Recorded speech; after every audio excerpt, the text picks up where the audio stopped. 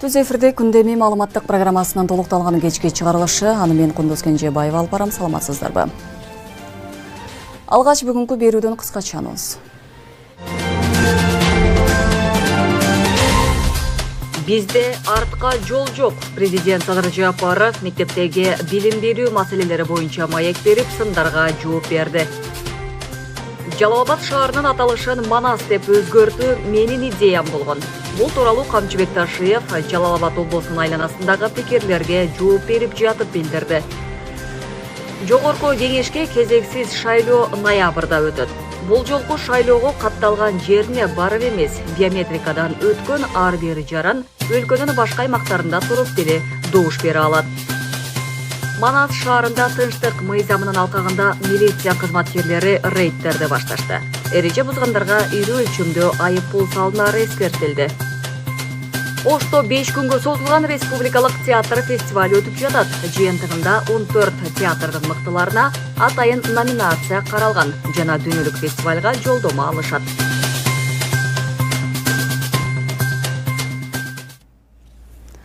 Бүгүн 18 сентябрда Абдумомунов атындагы Кыргыз улуттук академиялык драма театрында Кыргыз Республикасынын эл сүрөтчүсү, даңк медалынын ээси, мамлекеттик тоонун авторлорунун бири Жусуп Матаевди акыркы сапарга узатуу азем өттү. Маданият министрлигинен билдиришкендей, Зыйнатка министрлер кабинетинин төрагасынын ордун басары Эдил Байсалов, Маданият, маалымат жана жаштар саясаты министри Мирбек Мамбеталиев, сүрөтчүлөр союзунун төрагасы Жакшыбек Жунушев жана бир катар коомдук маданий ишмерлер катышты. Сөз сүйлөгөндөр маркумдун кыргыз искусствосуна кошкон салымын, чыгармачылык мурастарын жана инсандык бийик сапаттарын белгилешип, анын ысымы улуттук маданияттын тарыхында түбөлүк каларына басым жасашты. Жусуп Матаев, Токтогул Сатылганов, Кыз Куумай, Байбиче сыяктуу эмгектери жана Кыргыз Республикасынын мамлекеттик тоонун авторлорунун бир катары элибиздин эсинде сакталып калат. Маркумдун сөөгү алаарча көрүстөнүнө коюлду. Москвада жашап, иштеп жүрүп жыйган мүлктөрүңүздү сүрсүтпөй, батирден батирге көчкөндө төгүп чачып жоготпой, айлыңызга бат-бат жиберип туруңуз. Бул үчүн 12 жылдан бери Москвадан Кыргызстанга жүк ташуу менен алектенген Зайырбек Маматкаримов аттуу туруктуу ишкерди сунуштайбыз. Зайырбектин машиналары мыкты, кызматкерлери жооптуу, кампалары кенен, жүктү үйүңүздөн алат, ар бир 7 облусубузга чейин барат. Ар бир аманаттын амандыгына кепилдик берет. Кызмат акысы буюмуңуздун көлөмүнө жараша 500 рубльдан башталат. Байланыш номерлары +7 926 788 70 70 +7 929 624 63 64. Президент Садыр Жапаров Түрк мамлекеттер уюмуна мүчө мамлекеттердин өкмөт башчыларын жана вице-президентин кабыл алды. Иш-чара тымууга мүчө мамлекеттердин өкмөт башчыларынын жана вице-президентинин жолугушуусун өткөрүүнүн алкагында орун алды. Президент Садыр Жапаров делегация башчыларын жылуу тосуп алып, Түрк мамлекеттер уюму түзүлгөндөн бери бир топ жолду басып өткөнүн жана бүгүнкү күндө ийгиликтүү өнүгүп жатканын баса белгиледи. Өлкө башчысы өз сөзүндө түрк тилдүү мамлекеттердин ортосундагы ыраттуу өнүгүп келе жаткан соода-экономикалык мамилелерди өзгөчө белгиледи.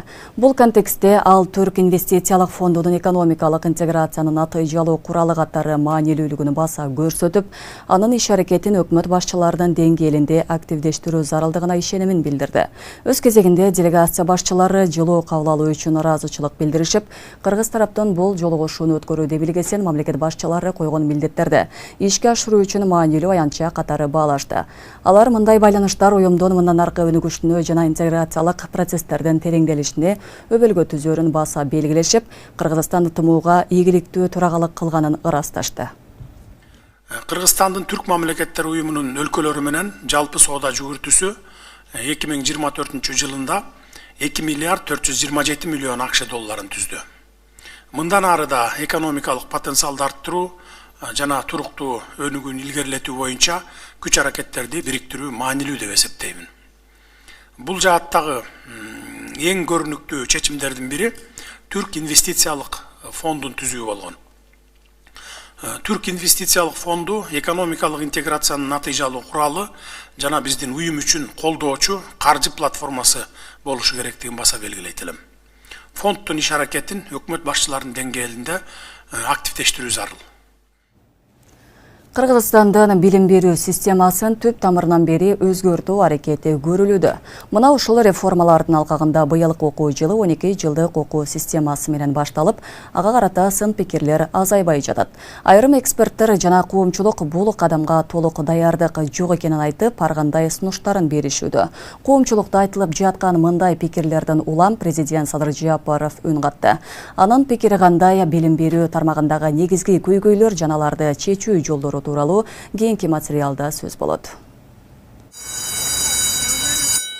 Быйылкы окуу жылына дээрлик 2 аптадан ашып калса да 12 жылдык окутуу системасы боюнча талкуулар уланууда. Коомчулук агартуу министрлигинин бул реформага толук даярдыгы жоктугун айтып, негизги көйгөйлөрдү белгилеп жатышат. Жогорку кеңештин депутаты Дастан Бекешев да бул маселени парламентте көтөрүп, класстардын 40-50 окуучуга толуп, окуу китептеринин жана мугалимдердин жетишсиздиги бар экенин айтты. Китеп жоқ.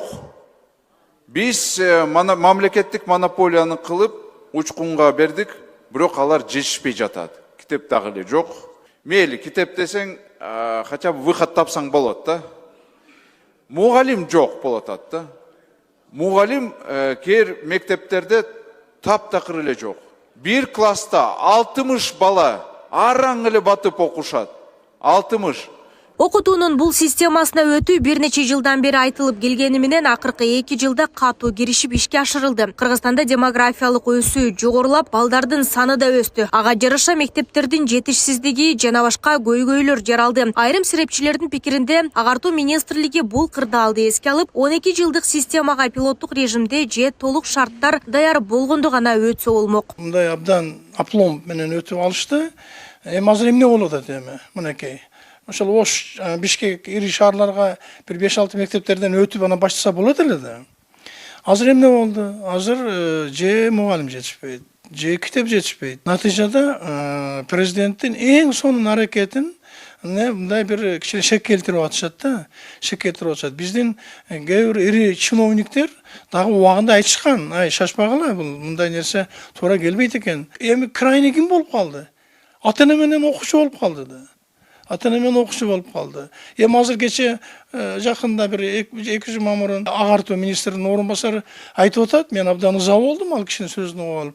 Эми чыдап туруп алайм, 1-январдан баштап китептерди беребиз. Эленайын. Ага чейин окуу жылдын жарым бүтүп калат да. Билим берүү реформасына карата айтылып жаткан сын пикирлерден улам мамлекет башчысы Садыр Жапаров да үн катты. Ал 12 жылдык билим берүүгө өтүү Кыргызстандын келечеги үчүн зарыл кадам экенин баса белгиледи. Президенттин айтымында мектептердеги окуучулардын көптүгү, мугалимдердин жана окуу китептеринин жетишсиздиги 12 жылдык системага өтүү менен түздөн-түз байланыштуу эмес. Бул көйгөйлөр буга чейин эле болуп келген жана ички миграция менен демографиялык өсүш аларды курчутуп жатат. Бул көйгөй 12 жылдык окууга өтүү менен байланыштуу деген туура эмес. Мындай маселе 12 жылдык билим берүүгө чейин эле болуп келген. Мурунку жылдары 140-150 миң бала мектепке кабыл алынса, быйыл 1-2 класстарга 227 миң бала кабыл алынды. Бул 2 эсе өсүш. 2025 жылы республика боюнча 119 билим берүү объектиси бүткөрүлдү. Алардын ичинен 68 мектеп жана 27 бала бакча курулду. Ошондо дагы Бишкек шаарында мектептер тартыш. Ошондой эле 20 мектепте жана 4 бала бакчада капиталдык оңдоо жүргүзүлдү. Ушул аркамда турган эжекебизге жардам керек экен. Колуңуздардан келишинче жардам кылып ушул видеороликти максималдуу түрдө таратып кетиңиздер. Ушу 1,5 жылдан бери ушундай акыбалда жатат экен туугандар. Алланын ыраазычылыгы үчүн колуңуздардан келген жардамды берип кетиңиздер. Эже, бул качандан бери ушинтип башталган негизи? 2022-ден бeri бүтүн какша ооруп, курт жегендей болуп, чукуп жегендей болуп какша ооруйт эле да. Анан 2022-23 вообще болбой калдым да. Азыр эми аксап бас, анан кийин 2024 төрөгөндөн кийин төрөй электе эле баспай калдым да вообще. Нарону берени кыскасы балам деп операция жолунда жарып мени алып келдим да. Андан операция болдум 2024 августта. Быйыл 1 жыл болот да. эмнени каалайсың ушун? Эми ушу алып балам басып кетишим керек ушу. Баары жакшы. Балдарым келечегине кандай болот ушуну ойлойм. Аллахым ушул шифа берсин эжеке. шифа берет Кудайым. Аял киши болбосун экенбиз. Президент коомчулукту реформаны колдоого чакырып, билим берүү системасын өзгөртүүдө артка жол жок экенин баса белгиледи. Анын айтымында бул реформа ар бир балага сапаттуу жана заманбап билим берүүнү максат кылган замандын талабы. Ачык болуш керек да. Ошол бүт кемчиликтер, бүгүнкү күндө кыйынчылыктарды жашырбай, менин оюмча, ортого салып, коомчулук түшүнөт. Анткени ар бир ошол жерде бизде жашаган шаардыктар болобу же республикада боюнча жарандардын балдары мектепте окуйт, бала бакчага барат да. Ошону ортого салып, чогуу бир муштумдай болуп чечкенге аракет кылышыбыз керек да. Анткени билим, бүгүнкү билим бул эртеңки келечек. Менин оюмча, бул президентибиз Урмат Садырович абдан жакшы белгилеп кетти, абдан жакшы коомчулукта мындай кайрылуу жасады. Биз баарыбыз менин оюмча мындай чыдап, жада калса ушундай колдоо көрсөтүп, ошол азыркы ошол 12 жылдык өтүү процессине жардам беришибиз керек деп эсептейм. Белгилеси, Кыргызстанда 2394 мектеп бар. Алардын 2170 мамлекеттик, 224 менчик. Жалпысынан 1,5 миллиондон ашык окуучу билим алат. Өлкө боюнча 93 миңден ашык мугалим эмгектенсе, алардын 87 миңден көбү мамлекеттик мектептерде иштейт. Нурзада Сыдыкова, Кудайкал Сомралиев, регион, Бишкек. Жалал-Абад областында айрым мектеп директорлары пара алып, акча чогултканы үчүн иштен алынып, бирөө кармалды. Бул тууралуу УКМК билдирди. Маалыматка караганда Токтогул районундагы Бримкулов атындагы номер 4 мектептин директору, Созак районундагы Айтматов атындагы номер 2 мектептин директору жана Юнусов атындагы 65 мектептин директору мектептен муктаждыгы үчүн деген шылтоо менен мугалимдерден акча талап кылып, ишке орноштуруу үчүн пара алышкан. Ошондой эле Россияда эмгек миграциясында жүргөн бүтүрүүчүлөргө аттестат берүүгө шектелүүдө. Мындан тышкары 94 мектептин директору жана 4 мектептин директору ошол сыяктуу эле коррупциялык схема уюштурууга айыпталып, иштен бошотулду деп айтылат кабарда. Иликтөө жүргүзүү учурунда номер 2 мектептин директору УКМК кызматкерине 500 000 сом пара берүүгө аракет кылганы үчүн кармалганы айтылды. Кыргызстандын тарыхында дагы бир жаңылануу кирди. Президент Садыр Жапаров Жалал-Абад шаарынын аталышын Манас деп өзгөртүүнү колдоп, мыйзамга кол койду.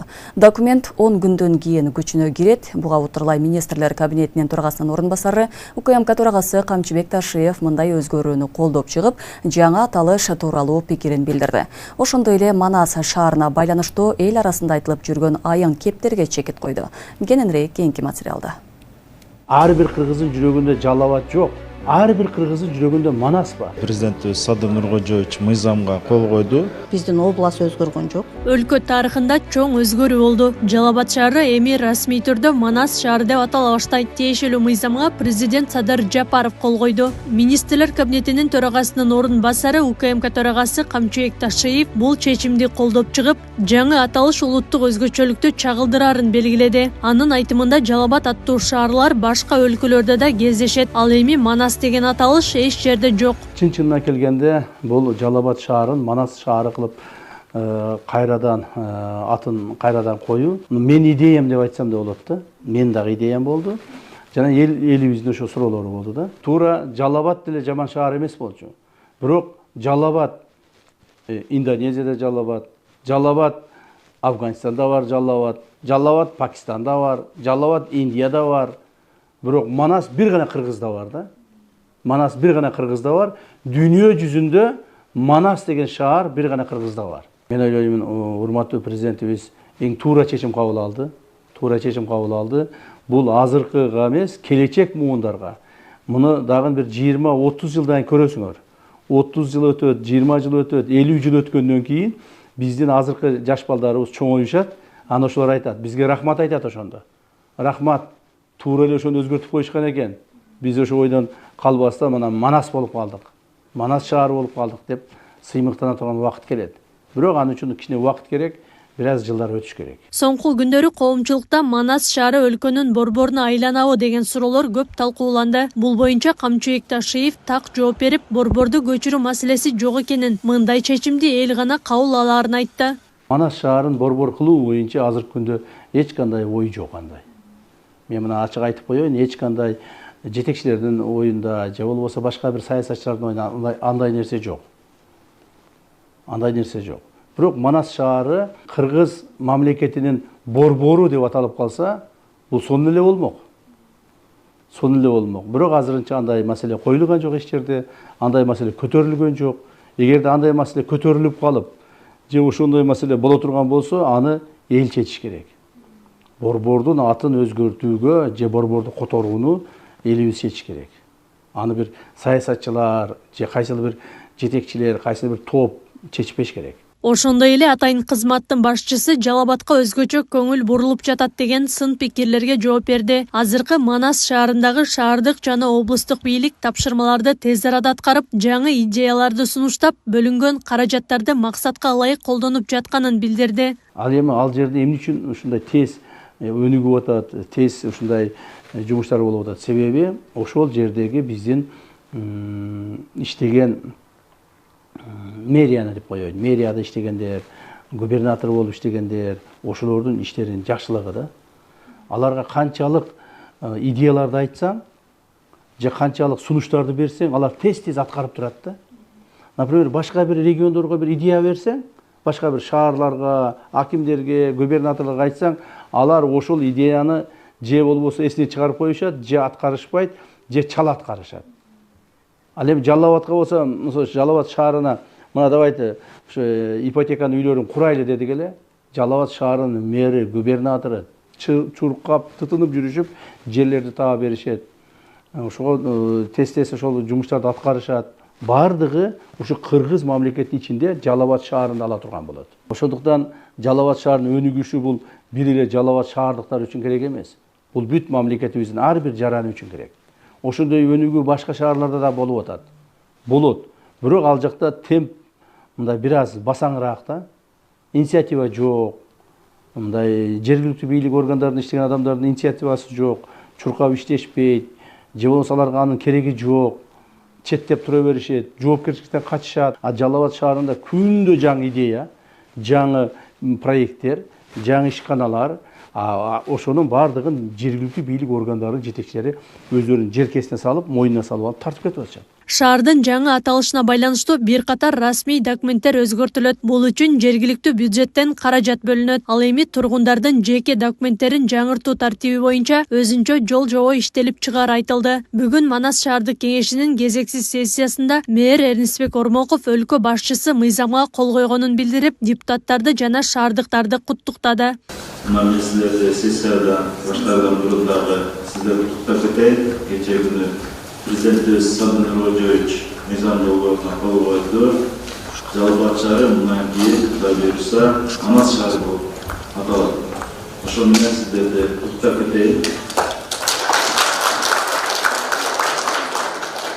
Иш кагаздарын алмаштырабыз, печатьтерди алмаштырабыз дегендей, почтовый адрестерибизди алмаштырабыз.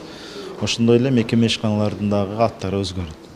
Бул ал жактан күчүнө киргенден кийин биз ошол этап менен иштерди жүргүзүп алып кете беребиз. Каражат мынакей 9 айлык бюджетке биз 15 миллион киргизгенбиз. Кезектүү сессияда сентябрдын этегинде каралат. Бүгүнкү күндө депутаттардын комиссиясында кароодо. Ошол акча каражаты сессиядан бекитилгенден кийин жергиликтүү бюджеттин эсебинен биз акча каражатын сарптайбыз. Шаар тургундары Манас деген аталышты сыймык катары кабыл алып, бул аталышка татыктуу болуу чоң жоопкерчилик экенин белгилешет. Шаарыбыздын аты Манастын атына коюлгандыгына чындыгында сыймыктануу менен эле кабыл алып атам. Эч кандай каршылыгыбыз деле жок. Элдин деле көз карашы жакшы эле деп ойлойм. Себеби азыр эми адамдарда мындай бир ой болушу мүмкүн. Эми документтерибизди туралайбыз, эми башка нерсе минтебиз, мынандай болот деп эле ошонун жагынан кыйналышы мүмкүн адамдарчы. Бирок ал деген обновление болуп эле өзгөрөт. Адамдар ал нерседен эч кандай кыжалатчылык тартпаса болот. Биздин область өзгөргөн жок. Көбүнө жагып атат элдерге, жаштарга. Эми дүйнө жүзү билет Манастын эпосуну. Ошондой болуп биздин Жалал Абад шаары дүйнөгө таркалып өнүгө өсө берсин. Манастай болуп татыктуу болуш керек. Аллат ыйыгат. Ошо элдери дагы ушундай. Ошого татыктуу болуш керек да элдери. Ойлоп көрсөм Манас жакшы эле. Көнүп кетебиз. Анан Жалал Абад эч ким тааныбайт. Жалал Абад ким ал Жалал Абад деп ошентип ойлойт да. А Манасты бардыгы тааныйт. Жакшатты кое бериш керек. Манас атабыздын арбагы ыраазы болсун деп. Анан дагы бир жагы элдер ар кандай болот, болбойт, тиги буу деп атпайбы? илгертен ханга, илгертен башчыга баш ийип келгенбиз да. Демек президентибиз кол койду, биз кубануу менен кабыл алабыз. Мына Манас шаары дегенге жооп бере турган акыбалга келатат. Манас деген бул биздин улуу чоң эпос да, дүйнө жүзүнө таанылган. Туура эле кабыл алыш керек деп ойлойм. Ар бир кыргыз элинин мен кыргызмын деген жараны патриот болгондон кийинчи туура түшүнүш керек да. Эске салсак, Жалал-Абад шаардык кеңеши буга чейин аталышты өзгөртүү демилгесин колдоп берген. 10 сентябрда жогорку кеңеште бул чечимди жактырган. Мыйзамга президент кол койгон соң 10 күндөн кийин күчүнө кирет. Шаар 1877 жылы негизделип, 1937 жылы расмий түрдө Жалал-Абад атын алган. Акылай Карабаева, Шайырбек Зайырбек уулу, Регион. Жогорку кеңешке шайлоо 30 ноябрда өтүшү мүмкүн. Өзүн өзү таркатуу чечимин кабыл алган парламенттин бул сунушунун негизинде президент алгач мөөнөтүнөн мурда шайлоону дайындайт. Ал эми азыркы тапта Боршайком парламенттик шайлоону өткөрүүгө даяр экенин билдирүүдө. Бул жолку эл өкүлдөрүн тандоо жаңы эреже менен шайланат. Анда сырткары талапкерлерге кандай талаптар коюлууда? Кийинки материалда. Жогорку кеңештин азыркы чакырылышы өзүн өзү таратып, кезексиз шайлоо мөөнөтүнөн мурун өтөрү боюнча күбүр-шыбыр кептер чындык айланып, келерки аптадан кетмей болушту. Эл өкүлдөрү тарабынан тийиштүү токтом кабыл алынгандан кийин президент мөөнөтүнөн мурда шайлоону дайындайт. Андан соң 45 күндөн кечиктирилбестен өнөктүк өткөрүлүүгө тийиш. Ага борбордук шайлоо комиссиясы толугу менен даярбыз деп турушат. Азыркы учурда биз ошол эгер шайлоо болуп калса борбордук шайлоо комиссиясы даяр. Ошол эле убакта биз жанагы биздин жабдыктар шайлоо күнүндөгү жабдыктарды бардыгын ошол азыр тестирлөөдө жерлерде тестирлеп, мисалы ошол жаңылыктардан угуп жатсаңыздар керек, университеттерде да бир башка жерлерде биз ошо тестирлөөдөн өткөрүп жатабыз. Буга чейинки шайлоолорго салыштырмалуу бул жолку келе турган парламент жаңы эреже менен шайланат. Жогорку кеңеш быйыл кабыл алган мыйзамга ылайык парламент 30 көп мандаттуу аймактык шайлоо округунан түзүлөт. Алардын ар биринен 3 депутат шайланат. Боршайком шайлоо күнү дайындалгандан кийин 7 күндүн ичинде добуш берүү округдарынын схемасын түзүп бекитет. Ал эми шайлоочу округунан көрсөтүлгөн талапкерлердин бирөөсүнө гана добуш берүүгө тийиш. Азыр көпчүлүктөрү мындай туура эмес маалыматтарды берип жатышыптыр. Эгер бир округдан 3 депутат шайланса, анда шайлоочу ошол 3 талапкерге мындай өзүнүн добушун бере алат деген нерселер болуп атат. Мен ошол шайлоочулардын эсине салып койсом, бир округдан 3 депутат шайланат, бирок шайлоочу ошол округдан катышкан талапкерлердин бирөөнө гана өзүнүн добушун бере алат. То есть бюллетенде көрсөтүлгөн талапкерлерден бир гана талапкерге өзүнүн жанагы белгисин берип, андан сырткары мыйзамда бекитилген жаңы талаптарга ылайык саясий партия же өзүн өзү көрсөтөбү. Бир талапкер 1000ге чейин үгүтчү дайындай алат. Мурун ал 500 болчу. Ал эми алдыдагы шайлоо күрөөсү 100 000 сомдон 300 000 сомго көбөйтүлгөн. Анда саясий партия көрсөткөн талапкерин кааласа шайлоо фондунун эсебинен каржылап бере алат. Же болбосо күрөөнү талапкер өзү төксө да болот. Шайлоо фонду 4 булактан түзүлөт. Өзүн өзү көрсөткөн талапкер шайлоо фондун түзүүдө төмөнкүдөй тартипте каражат чогултулат.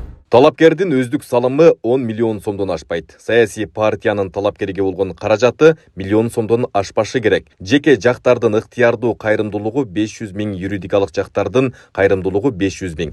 Саясий партиянын шайлоо фондун түзүү тартиби талапкердин салымы 1,5 миллион сом. Саясий партиянын өздүк каражаты 100 миллион сом. Жеке жактардын ыктыярдуу кайрымдуулугу 200 000, юридикалык жактардын кайрымдуулугу 3 миллион сом. Талапкерди көрсөткөн саясий партия ар бир талапкерге 20 миллион сомдон ашпаган гана акча коротулат. Талапкерлерге бир топ талаптар коюлуп атат. Мурун билесиздер, жогорку билимдүү, ошо шайлоо күнүнө 25ке чыккан жогорку билимдүү, соттуу боюнча маалыматтар болсо, азыр кошулганы талапкерлер ошо акыркы 5 жылда Кыргызстанда жашаш керек.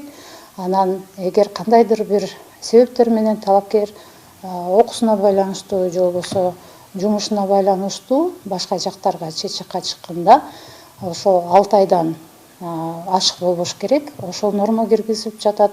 Ошондой эле жанагы диний кызматкерлер акыркы 5 жылда өздөрүнүн ошол кызматтарын аткарбаган талап болуп атат.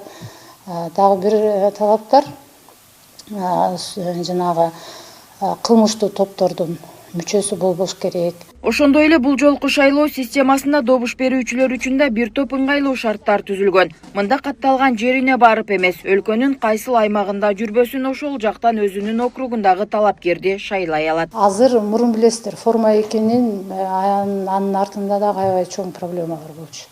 Форма 2-ни толтуруп алып, мисалы көп жерлерде бир эле ошол үйгө көп катталып алышып, анан мындай көп мыйзам бузуучулуктар аябай көп болгон. Азыр форма 2 деген болбойт. Андан мурун билесиздер, бизде 15 күндүн алдын ала, мисалы шайлоочу мен бул өзүнүн шайлоо участогунда шайлай албайм, бир кандайдыр себептер менен мен башка участокко жылдырганга деп өздөрүнүн арыздарын таштачу да. Азыр андай болбойт. Алдын ала арыз ташталбайт. Шайлоочу ошо шайлоо күнү эле каалаган участогуна барат. Мисалы Свердлов районунда, округунда катталып, бирок ошол жана биз айткан себептер менен Октябрь район округунда же болбосо Чүйдүн бир округунда жүргөн болсо, анда ошо любой эле участокко кирип эле өзүнүн добушун бере берет. Бирок ошо шайлоочуга кайсыл жерде катталган, ошо катталган округундагы талапкерлердин бюллетени чыгарып берилет. Андан сырткары мындай мүмкүнчүлүктөр чет жакта жүргөн Кыргызстандын жарандары үчүн да каралган. Андагы башкы талап биометрикадан өткөн болушу шарт. Билесиздер, мурунку шайлоодо булар сөзсүз мындай талап болчу, консулдук учетто турган, ошол тизмеде турган мигранттар гана келип, биз ачкан участокторго келип шайлай алчу. Азыркы убактарда ошол биздин мигранттарга дагы аябай жакшы шарттар түзүлүп атат. Ошол эле ички мигранттар сыяктуу эле сыртта жүргөн биздин мигранттарга эң башкысы алар биометрикадан өткөн болсо, биз ачкан участокторго эле келип биздин мигранттар ошол өзүн өзү тастыктаган жана паспорт же болбосо загранпаспорт жана ID паспорт менен же болбосо түндүктөгү биздин приложениядагы паспортты көргөзүп эле, идентификациядан өтүп эле ошол кайсыл мигранттар кайсыл жерде, кайсыл округда катталган болсо, ошол жактан катышкан талапкерлерге өздөрүнүн добуштарын бере берет. Ал эми учурдагы депутаттар өзүнүн ыйгарым укуктарын жаңы чакырылыштын биринчи жыйналышына чейин аткарат. Бирок коомчулукта жогорку кеңештин өзүн өзү таркатуусу боюнча азыркы тапта ага зарылчылык жок болчу дегендер басымдуулук кылууда. Анткени азыр тарап кеткени менен кайра эле ушул эл өкүлдөрү шайланып келет дешет. Мындан улам кайрадан шайлоо өткөрүлө турган болсо, келерки парламентке бул курамдагылар эмес, таптакыр жаңы жүздөр келиши керек дешет. Кийинки депутаттарды шайларда биздин мекендештер, жалпы кыргыз жарандары ойлонуш керек да. Биз акчалууларды шайласак, башкаларды шайласак, билими жокту шайласак, келечекке кандай кызмат кылаарын мындай эл өзү ар бир шайлоочу ойлонуш керек. Эгер дагы акчасына алданып, эгер дагы бир баягы жердешчиликке алданып, сабатсыз баягы талапкерлерди шайлап алган болсок, ушул эле жолго түшөбүз. Себеби ким кыйналат? Бул жакта мамлекеттик кызматкерлер кыйналат. Себеби президент Садыр Нуркожоевич кыйналат.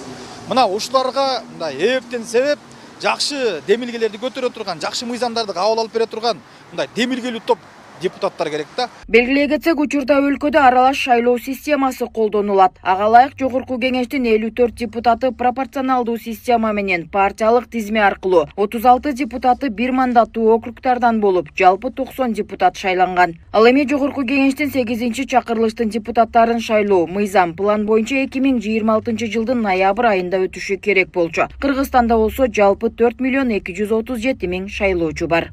Нурзат Көчөмкулова, Майрамбек Абдибилал уулу, Регион, Бишкек.